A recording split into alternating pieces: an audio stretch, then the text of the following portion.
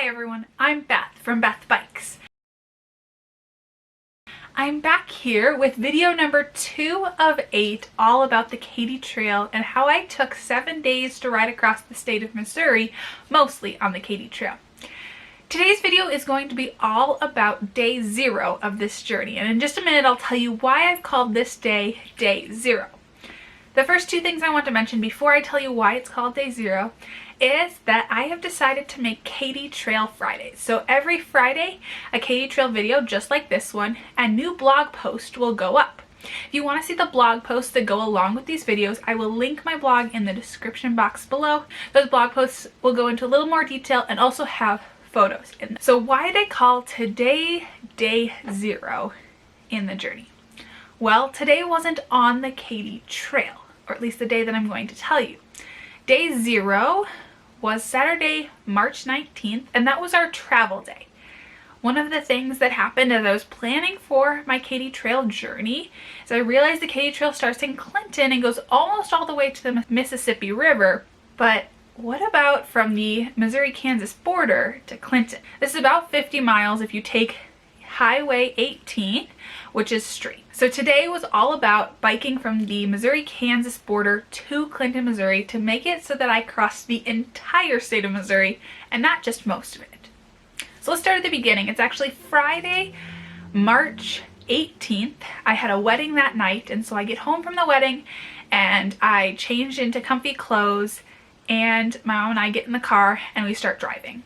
Our goal for the night was to drive to the middle of Iowa, probably stop somewhere at a rest area and spend the night. We kept driving and we left about 9:45, talked till about 1:30, 2 a.m. And then at that point I was starting to get very tired after I had had a full day of school, a full evening of wedding and dancing, and then we were in the car talking. And at about 2 a.m., as I said, I started to get really tired, and so I ended up falling asleep for 20 to 30 minute chunks. Mom and I had decided to start driving Friday night instead of Saturday morning because neither of us sleep well the night before a big trip. So we decided it was a better idea to start driving Friday night and get at least a few hours of driving in before we stopped and rested and slept a little. We were pulling the camper with us, so at any point in this journey we could totally just stop someplace at a rest area and sleep inside the camper for a portion of the night. So my mom and I got in the car and we started driving. When we first got in the car, we set the GPS to a rest area just north of Kansas City, as we knew that was the furthest that we were going to want to drive Friday night, early Saturday morning, before we got to the exit for the Watkins Woolen mill, which was the excursion that we wanted to do Saturday morning. And then shortly before 4 a.m. we stopped and filled up gas for the 3rd time. When you're pulling a trailer with a Suburban, you fill up a lot of gas. So we make it to the gas station, and at that point we're only about 20 minutes from the rest stop in Kansas City. So we drive all the way to the rest stop in Kansas City and we pull into the rest stop and we get in the camper and sleep there for about 4 hours. We got there about 4:15 and we slept until about 8 a.m. So we get a few hours of sleep and we hear the road noise most of the night. Then we both get up and get a little bit ready for the day and decide to get in the car and drive the 15 minutes to Watkins Woolen Mill. We get to Watkins Woolen Mill and they're not quite open yet, so we make our breakfast in the camper. That morning we had 10 grain cereal. So we ate our bowls of 10 grain cereal and got a little bit more ready for the day, and then we went into the visitor center.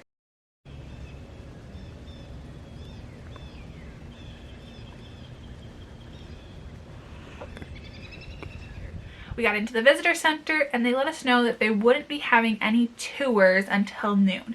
And at this point it's about 9:30 in the morning, and so that would be staying at the mill a little bit longer than we would have liked for that day. So we decided not to take the tour, but instead we went and watched the 45-minute documentary that they have in the visitor center. This gave us a ton of information about Mr. Watkins and the mill, brick oven, his house, his farm, all of the things that went into the operation around the Woolen mill.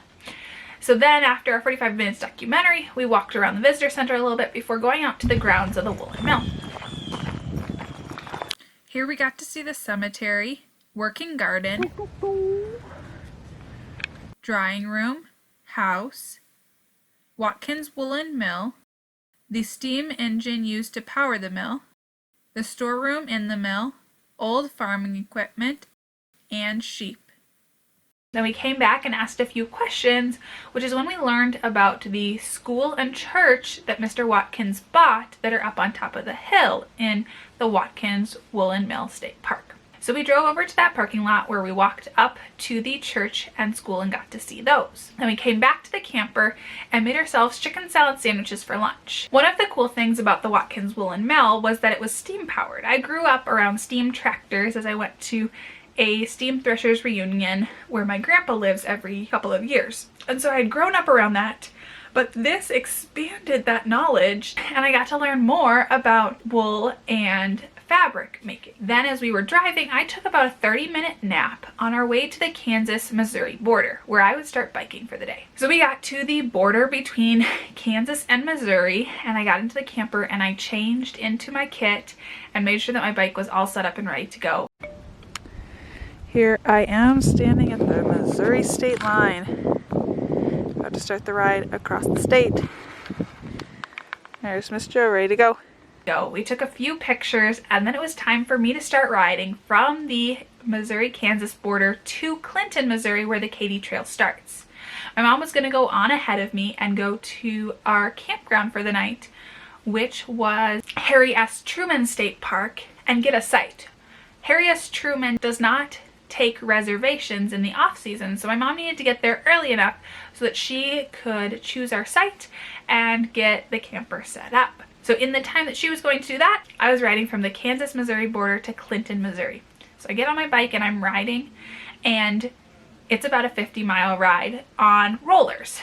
As I was getting on my bike, I realized that I had a tailwind, which was really nice. I ended up going 16.5 miles an hour, and every time I looked at my phone and saw the average was 16.5 miles an hour, I assumed that I was going to lose that average at some point.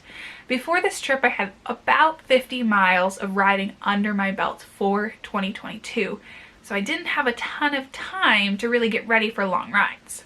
But having had multiple years of biking experience, the muscle memory came back pretty quickly.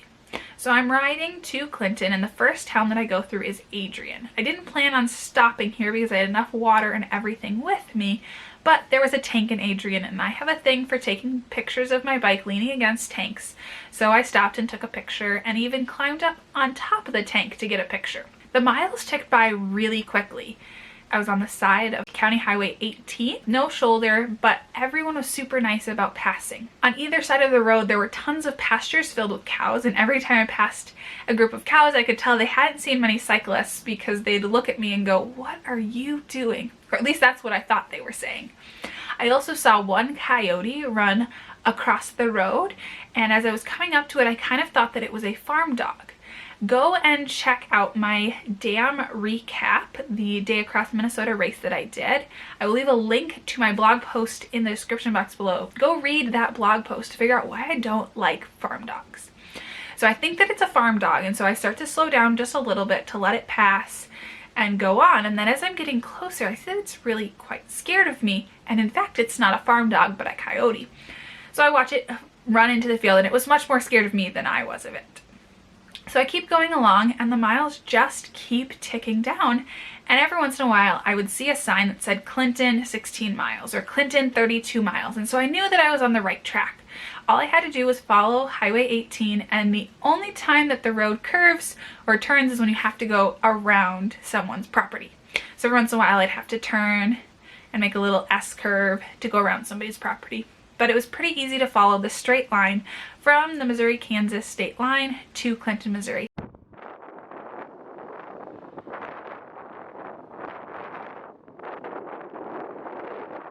I come into Clinton, Missouri, and this is where I had to do a little bit of looking at a map to make sure that I was on the right track. So I'm coming into Clinton and I see an old depot or old rail station. So I stop there and get a couple of pictures. There's a Welcome to Clinton mural, so I took a picture of that, and then I found my way to the Katy Trailhead.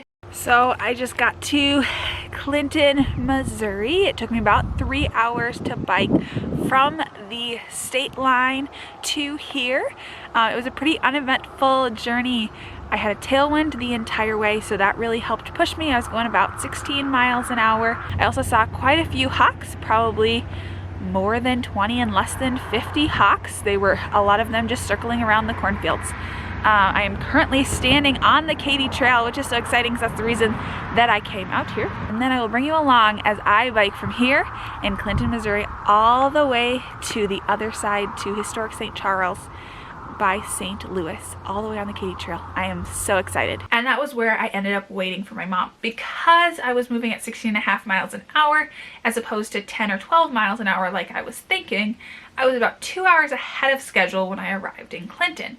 So I had to wait just a little bit for my mom, but this gave me enough time to ride just a little bit of the Katy Trail, do some stretching, and make sure that I would be ready for the next day. My mom showed up and I was at the westernmost terminus and not actually at the Katy Trailhead, and so I had to figure out how to get to the Katy Trailhead, which was just going about a quarter of a mile down the trail, and I found my mom there. There we took a couple of pictures of me with my bike before we got in the car and headed to Harry S. Truman State Park for our evening. I carried 4 bottles of water with me on this journey and drank 3 of them. I also needed to end up reapplying sunscreen about halfway through this journey, and I was able to do that without stopping, which is not a skill I've tried before, but I was able to do. On our drive to Harry S. Truman State Park, my mom and I talked about my ride from the border to Clinton. She was scared as she was driving it that I was going to hate the ride because there was no shoulder and because of the hills. But the hills really were rollers, so as long as you got enough speed going down one hill, you could pretty easily make it up the next hill. And as I already said, people were really nice about giving me plenty of space even though I was on the side of the road. So we got to talk a little bit about that. One thing that our family does is that we take pictures at state park signs, and this is something that we've done in the state of Minnesota at every state park that we've gone to, and so my mom and I decided to continue this tradition in Missouri. So we stopped at the state park sign at Harry S. Truman State Park as we were coming in and took a picture of the 2 of us. Then my mom showed me around the state park. I got to see the marina and the lake there, and then we went to our campsite and my mom finished making dinner. We had Spanish rice for dinner. We got to eat outside and watch the sunset over the lake. Our campsite that night was on the lake, and so we got to look out over the lake, watch the sunset as we ate our dinner. Then I showered and got cleaned up, and we just relaxed the rest of the night. We did a little recap of the day, what went well, what didn't, and planned for the next day as I'd be starting on the Katy Trail for day 1 of the Katy Trail journey. This was day 0 because I wasn't on the Katy Trail yet. Today's final ride stats: the ride was 51 miles long. I finished at 16.5 miles per hour. My moving time was 3 hours, 4 minutes, 57 seconds. My elapsed time was 3 hours, 11 minutes, and this ride included 1,762 feet of climbing.